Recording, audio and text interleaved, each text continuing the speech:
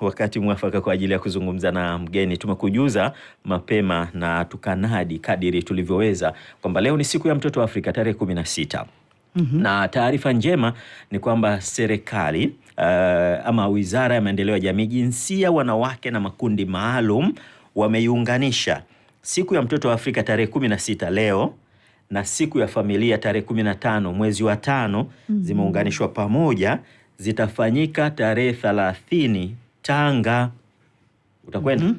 Utakwenda? Tukijaliwa. Inshallah. Maana wote ni majaliwa. Tuombe iwe hivyo na tuhudhurie hapo, na mambo ni mengi yatakayozungumzwa, lakini mtoto wa Afrika ndio jambo ambalo tunapaswa kulizungumza leo.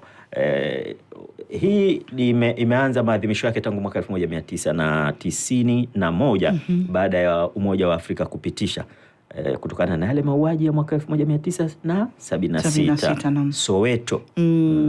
Na pia tukasema kwamba siku hii inalenga kuelimisha kuhusu hali ya ustawi wa watoto wa Afrika kama ilivyoainishwa katika ibara ya 2 hadi ya 22 ya mkataba wa Afrika wa haki na ustawi wa mtoto. Mgeni tunaye tayari studio, tunazungumza naye na Uzula Tewa, ofisa ustawi wa jamii mkoa wa Ilala. Karibu sana, na kikubwa ambacho tunazungumza namna ya kumlinda mtoto katika ulimwengu huu wa sasa. Tunamlinda vipi? Mzazi anakuambia namlinda mimi, akienda shule anafuatilia, nyumbani akirudi anafuatilia. Hivyo ndio kulinda ama kuna ziada ya hapo? Na kwa nini alindwe? Yani lazima kuna sababu hapa. Kwa nini alindwe badala ya kulelewa tu? Karibu kwanza.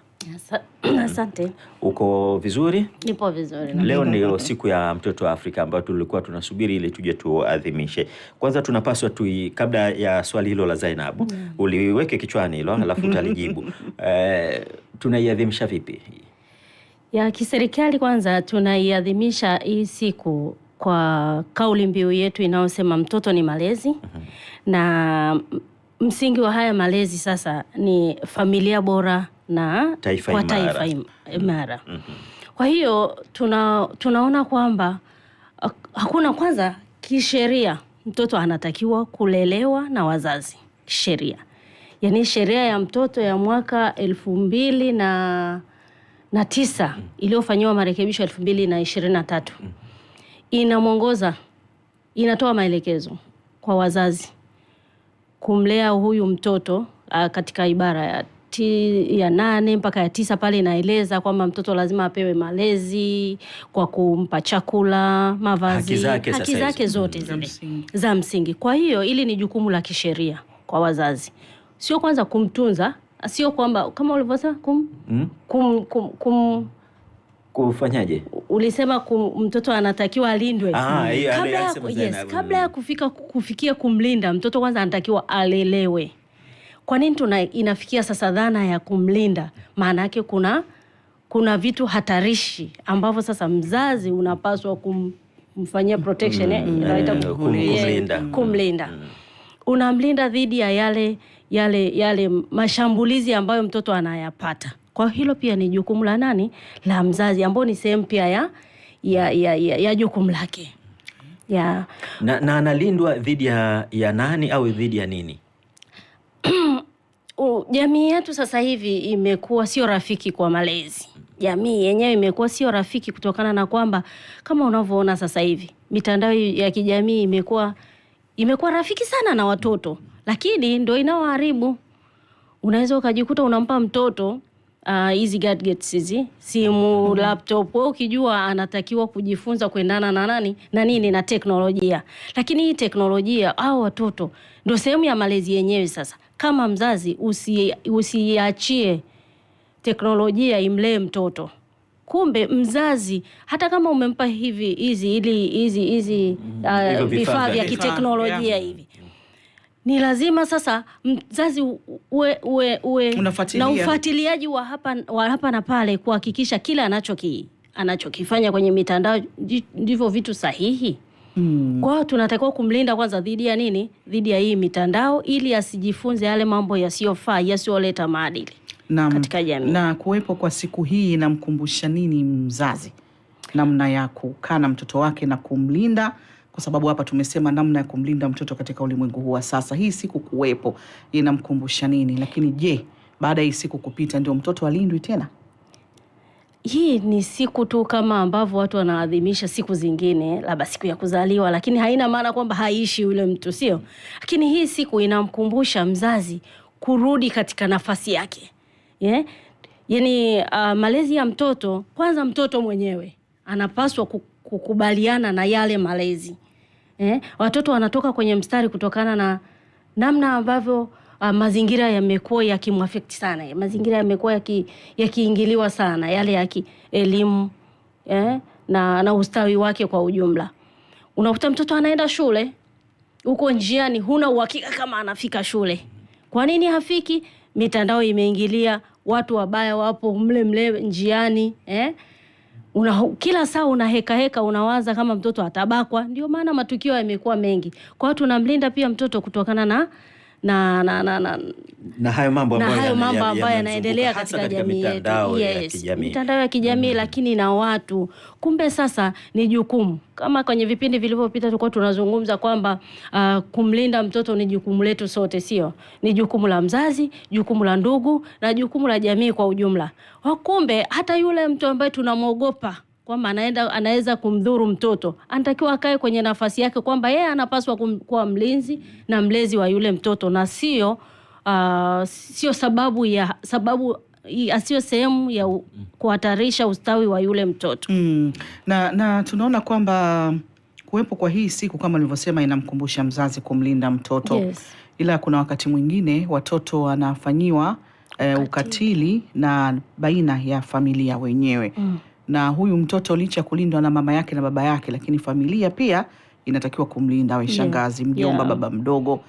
Kati ya hao watu wa familia unakuta mmoja wapo ndo ambaye amemfanyia mtoto kitendo cha ukatili. Kwa hiyo huyo hakumlinda bali amemuangamiza. Sasa turudi kwa ndugu wenyewe kulindana katika matukio kama haya.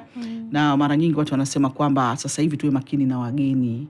Ugeni unaokaribisha nyumbani kwako, haijalishi ni nani, lakini je, una uhakika naye kwamba ni mtu salama kwa watoto wako? Kwa maisha yetu haya sasa, kama unavyosema, tunapata kesi nyingi katika ofisi zetu za serikali hizi.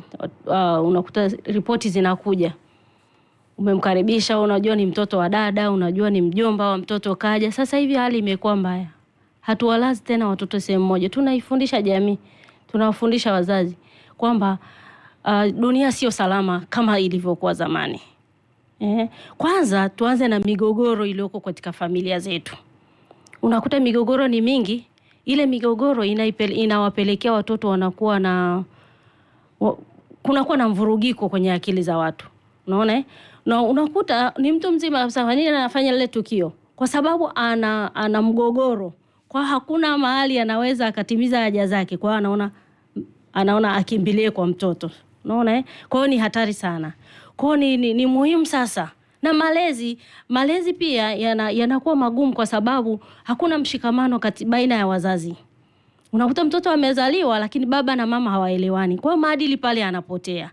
Lakini kwamba maadili haya yanatakiwa kujengwa, msingi wa haya maadili unatokana na wazazi wenyewe. Kwa wazazi wasipompa mtoto yale maadili, huyo mtoto baadaye ndio inakuwa changamoto. Sasa unaogopa hata akifika kwenye familia nyingine nini kitatokea, kwa sababu maadili kutokea huko kwenye malezi yamekosekana.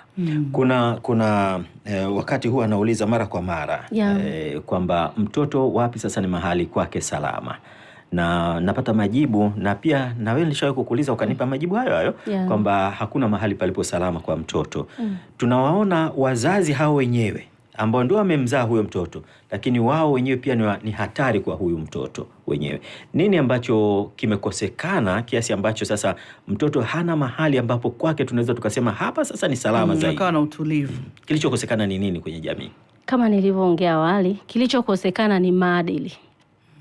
Maadili kwa maana kwamba baba akikaa kwenye nafasi yake akafanya majukumu yake yanavyopasa, mama naye akafanya majukumu yake yanayopasa. Nakumbuka mwanzo tulivyozungumza kwenye Kirenge kule, tulisema kwamba tunavyozungumzia familia, hatumzungumzii baba, mama na mtoto kwa jamii zetu za Kiafrika. Tunazungumzia ni wale ndugu wote wa karibu ndo wanaiunda ile familia. Kwa kumbe kila mtu akikaa kwenye nafasi yake, pale ndipo tunamlea mtoto. Kwa hiyo maadili yanajengwa na kwa umoja wetu sasa, kama familia, kama ndugu wa karibu, kama jamaa, kama marafiki, kama mwalimu. Kwa sababu unakuta hata saa zingine sasa hata kwenye hizi taasisi ambazo tunawapeleka watoto asubuhi mpaka jioni, matukio yamekuwa yakitokea. Sasa hii ni kukosekana kwa maadili yale ya kikazi, maadili pia ya malezi katika familia. Huyu mtu akiwa amepata malezi mazuri, maana yake ni kwamba hatafanya tukio lisilokuwa la kimaadili kwa mtoto. Ndio maana sasa sheria iko pale kumlinda huyu mtoto. Na ndio maana mara nyingi tunakumbuka usemi wa mwanasaikolojia Mwamnyani kwamba kuna wazaaji na sio wazazi na walezi. Na tukisema hivi tunaona kwamba hao wazazi, hao wazaaji, hao walezi, unaona kabisa kwamba kuna vitu huwa wanavikosea kwenye malezi kutokana na hayo maadili na wakati mwingine na migogoro, wakati mwingine kulea mtoto pande mmoja. Sasa wale wazazi ambao wanalea mtoto wote kwa wawili, kwa sababu mtoto akifanya kosa baba anakuja juu, wewe mama ndio umekosea kulea, lawama zinapelekwa kwa mama. Ila mimi huwa kuna kitu ambacho kinanishangaza. Wewe ni mtu mzima, usiku umeingia, unashindwa kuweka majukumu yako sawa tangu mchana pale kumtuma mtoto. Unasubiri sasa jua limezama, usiku umeshaingia, ndio saa 2 saa 3. Huyo mtoto unamtoa muda huo aende dukani kwa ajili ya mahitaji. Sasa hapo kwa kweli hata kwenye kumlinda mtoto sidhani kama mzazi anakumbuka kwamba huu muda umekwenda na mtoto anahitaji ulinzi. Hapa mzazi unamsisitiza nini? Tabia ya baadhi ya wazazi kuwatuma watoto wakati wa usiku dukani kwa kitu kidogo tu, wakati pale mchana kutokote hakutekeleza hilo jukumu. Na hii unakuta ni kwa sababu ya kukimbizana wakati mwingine. Sitaki kuwa hasi sana kwenye hili. Hasa zingine unakuta mzazi anakimbizana mchana kutwa na hali halisi ya maisha unavyoiona, watu wanakimbizana na uchumi. Na ndio maana mwanzo nilikuwa ninaangalia tangu nafikiria nasema kumbe familia bora au taifa bora sio uchumi. Familia bora sio uchumi. Familia bora ni kujengeana msingi wa kimaadili. Pale itapofika mahali jamii yetu imejua kwamba kumbe kukimbizana na uchumi sio ndo ubora wa maisha. Ubora wa maisha ni kuangalia jamii imekuwa na maadili, watoto wamekuwa na nidhamu, kwa sababu huko tunapoenda kama mtoto hana maadili, maana yake ndo hao ndo wala rushwa hawa kwenye serikali, kukosekana kwa haki za watu. Ni kwa sababu kila mtu anataka kugrab, kila mtu anataka kujivutia kwake mali. Kwa hiyo ina maana kutoka huku kwenye msingi wa familia, ikiwa mtoto amelelewa vizuri, maana yake ni kwamba atatoa huduma bora kwa jamii. Kwa hilo pia ndo taifa bora, kutokana na msingi uliojengwa huku kwenye familia. Mtu haji tu kiongozi akawa tu kiongozi kama hajajengewa msingi huku kwenye familia. Kiongozi bora, nazungumzia kiongozi bora. Yes. Ila pia tunaona kwamba kuna matukio watoto wanafanyiwa. Yes. Baadhi yanaripotiwa, kuna mengine hayatolewi taarifa. Yes. Watoto wanapitia vipigo, mateso, lugha chafu ambazo zinastaa kwa wazazi, hata watu ambao wamewazunguka. Na pengine hapa tunavyozungumza kuna mtoto ambaye anapitia ukatili. Nyie ni watu wa ustawi wa jamii, mnakutana na mambo mengi kwenye masuala haya ya watoto. Kuna wale ambao wanahitaji msaada, ila jamii pengine inafahamu, ila ushirikiano wa kutoa taarifa ndio hakuna. Wakisema kwamba wacha tumwache, si mtoto wake, kampiga sawa, ni mtoto wake. Jamii, huu ushirikiano ambao unahitajika kuripoti, hata kama unaona kabisa mtoto sio wa kwangu ila anapitia mateso, ukatili, unyanyasaji, namna ya kushiriki, namna ya kujitoa kumsaidia huyu mtoto, hata kama sio wako wako, lakini unamsaidia vipi aondokane na ule ukatili, hata kama wale ni wazazi wake. Jamii sasa hivi inaanza kuwa na mwamko kidogo. Kwa mfano kama hivi vipindi sasa hivi, kwa anayetusikiliza anajua kwa vipindi vya nyuma tumekuwa tukifanya na Madege sometimes kwamba jamii inatakiwa ijue kwamba wapi anaripoti, na yule anayepokea ripoti ni lazima amfiche yule mtu ili isiendelee kuleta migogoro zaidi kwenye ile jamii inayowazunguka. Kwamba mtoa taarifa ni lazima afichwe ili maisha yaendelee, kwa sababu wakati mwingine unakuta ni ndugu, wakati mwingine unakuta ni jirani. Kwa hiyo jirani lazima uendelee, undugu lazima uendelee, lakini ukatili ni lazima ukomeshwe pia. Kwa mfano unakuta unakuta mtoto anafanyiwa ukatili ndani ya familia. Anayemfanyia ni baba mzazi au mtoto. Kama kipindi cha COVID nakumbuka kulikuwa na story ilikuwa ni ngumu sana, ilitokea kwenye mitandao ya kijamii. Kipindi kile unajua watoto walikuwa nyumbani mtu na twin sister wake wamepata ujauzito. Mtoto amezaa, yani kaka amezaa na mdogo na pacha wake. Kwa nini? Kwa sababu mzazi amekuwa hana muda wa kuangalia. Unajua kama tunarudi kule kwenye mitandao, tukirudi nyumbani baba yuko kwenye simu yake, mama yuko kwenye simu yake, mtoto yuko kwenye simu yake. Watoto wanaenda kulala, no one cares, mama yuko kwenye simu mpaka saa 7 usiku. Lakini haangalia zamani watoto wetu, zamani wazazi wetu walikuwa akienda kulala, atatoka, atakuja kuangalia kama watoto wamejifunika vizuri na lakini kwa maisha haya sasa hivi wazazi wengi wamejisahau to the extent watoto wanaingiliana bila wao kujua. Bila wazazi kujua. Watoto wakiingia kulala basi hiyo ndio mpaka asubuhi, na mtoto naye nyinyi mnatuambia mara kadhaa nyinyi wataalam kwamba mtoto kwa asilimia kubwa anajifunza kwa kuona kuliko kwa kusikia. Yes. Kwa hiyo anaona kwamba wazazi wangu mimi huwa hawana muda wa kuja kuniangalia usiku. Huo ndio utaratibu wao. Kwa sasa naye anachukua huo muda kwamba huu sasa ndio muda mimi wa kuongea na rafiki zangu, wa kusogora na jamaa zangu na kila kitu. Wazazi wanajisahau. Na pia sio usiku tu. Sio usiku tu. Kwa mfano kama sasa hivi tumesema tuna hii mitandao ya kijamii, tuna teknolojia. Wewe umekuja kazini, huko unaendelea na kazi. Huko nyuma hujui nani anawasiliana na mtoto na wanaenda kukutana wapi. Sio hiyo tu. Kwa hiyo ina maana jamii kwa watoto wamekuwa pia hawana uoga kwa sababu ufuatiliaji ule. Hata kama ile simu amepewa haikaguliwi. Kwa hiyo hata mzazi hajui ile trend ya malezi ya mtoto. Kwa hiyo kwa kupitia hii siku ya mtoto wa Afrika ni rai yangu sasa, wazazi turudi kwenye nafasi zetu. Hata kama mtoto anatumia simu, hata kama mtoto anatumia mitandao ya kijamii, basi tuikague mara kwa mara tuone wanapitia nini, mtoto wetu anapitia nini. Lakini pia from the beginning mtoto anavozaliwa, ikiwa wazazi wana focus moja, wana mwelekeo mmoja, wana malengo yanayofanana, hawana migogoro, ina maana huyu mtoto anakuwa kwa hatua akijua analenga kitu gani, kwa sababu lengo la baba, mama na mtoto ni moja. Malengo yakitofautiana ina maana kule mbele kuna kupoteana. Kweli. Watu watapotea na hapo pia mtoto huyu anahitaji kujieleza. Yes. Mtoto anahitaji kujitetea. Mtoto pia anahitaji kuzungumza na kutoa ushauri, kuunganishwa na huyu mtoto ana haki ya kusema kile ambacho anaona na kusikilizwa pia. Ila tunaona watoto wengi wanaingia uoga kutokana na malezi nyumbani. Baba mkali, mama mkali. Yes. Mtoto akijaribu kutoa hata kama ushauri tu kidogo tayari nyamaza, unajua nini, wewe ni mtoto. Na ile ni kwa sababu ya hasira. Baba na mama hawaelewani, kwa ile hasira inapelekwa kwa mtoto. Kwa hiyo ina maana mtoto anaogopa kusema hata kama amefanywa ukatili, anaogopa kusema. Unaona Au mtoto anafanywa ukatili hivi, kwa mfano unakuta mtoto anafanywa ukatili na shemeji. Unamwambiaje baba mtu kama mtoto anafanywa ukatili na kaka yake au ndugu yake? Sema kwamba hapa kuna mgogoro. Huyu hapa hataki ndugu yangu. Unagombanisha na hapo katika kugombanisha ndugu, yani jamii sasa hivi inaona ni bora kushikilia uhusiano wao na ndugu kuliko kumlinda mtoto, kumtetea mtoto. Mfano mzuri ni kule Zanzibar kule nyumbani. Kuna kitu kinaitwa muhali, kwamba tukio limefanywa na baba mdogo, tukio limefanywa na shemeji, tukio limefanywa na nani dhidi ya mtoto. Wanasema jamani, sasa ndio tukamshtaki kweli shemeji, tukamshtaki kakaangu, tukamshtaki nani? Basi linamalizwa hilo. Sasa kile kitendo cha kumaliza ndio muhali. Watu wanaoneana muhali.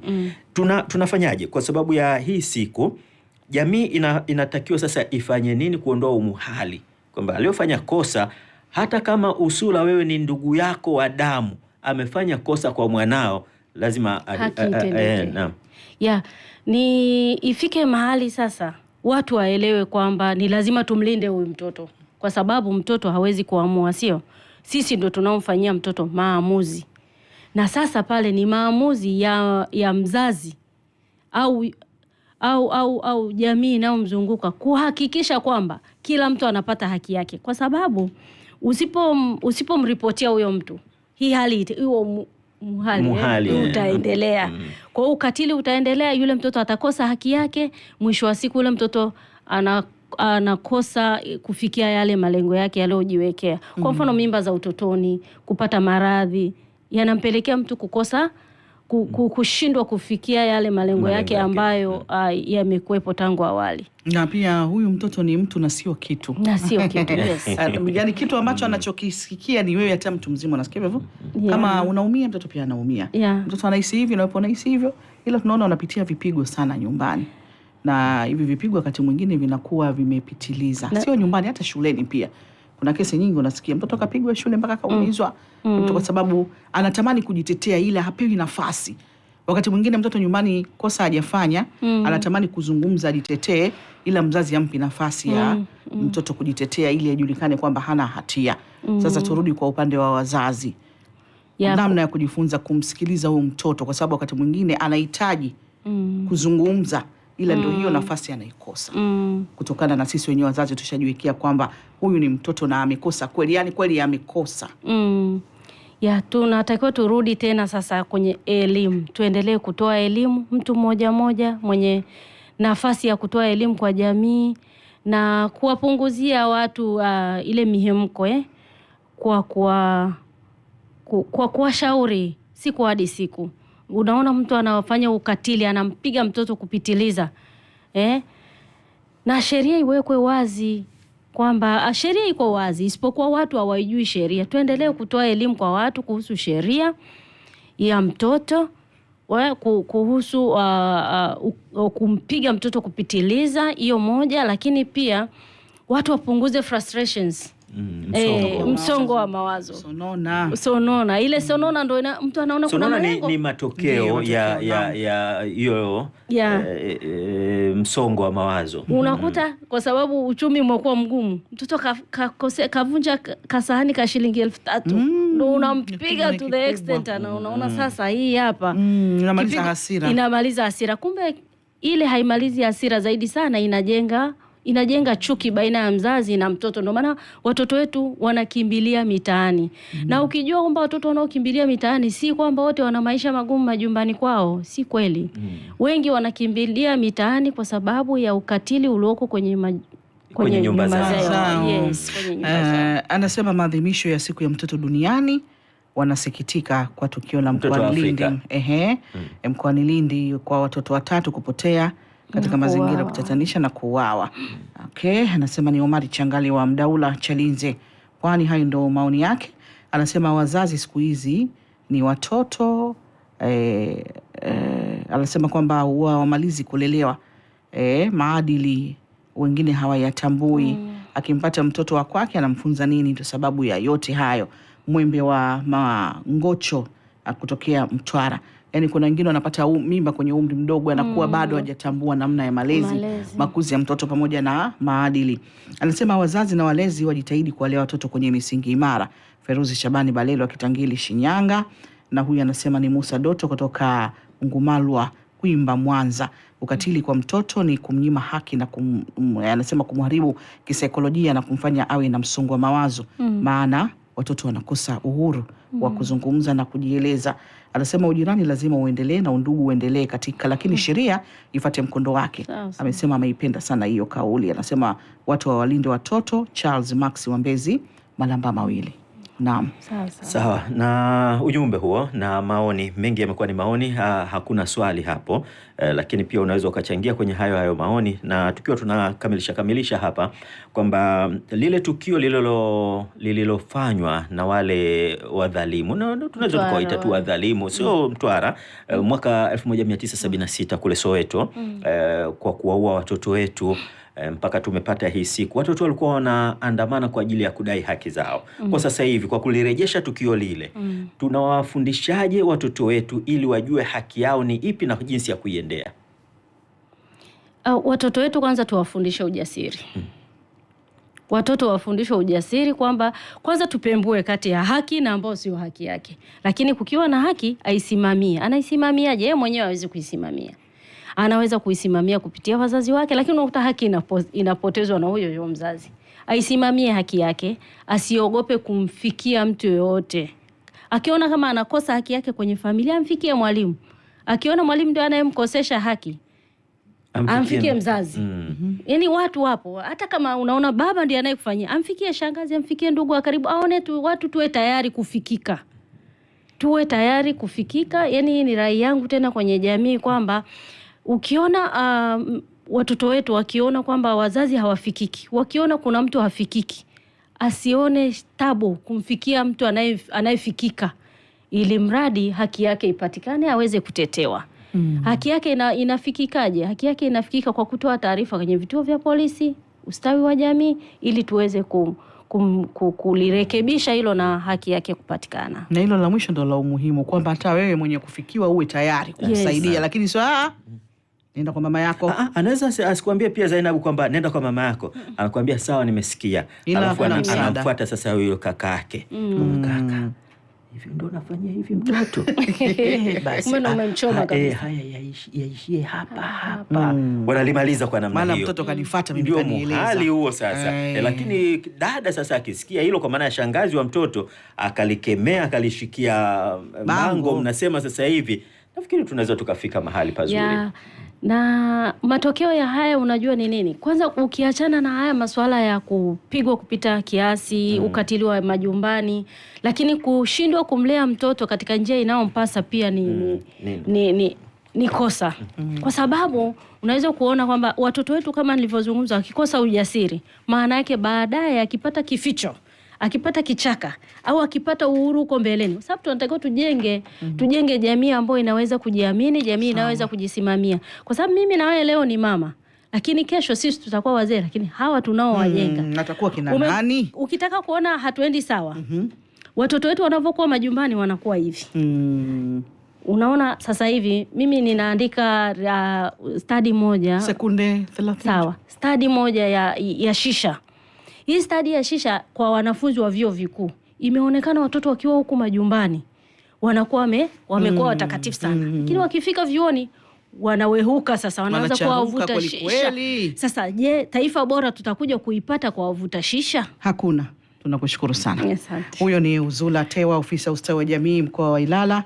Tumeangalia namna kumlinda mtoto katika ulimwengu huu wa sasa, ikiwa leo ni siku ya mtoto wa Afrika, ikiadhimishwa kila tarehe 16 mwezi Juni, maadhimisho yaliyoanzishwa na Umoja wa Afrika mwaka 1991. Unaendelea kuisikiliza UFM Radio na hivi sasa ni saa 2 kamili asubuhi. Morning Express. Amka nasi.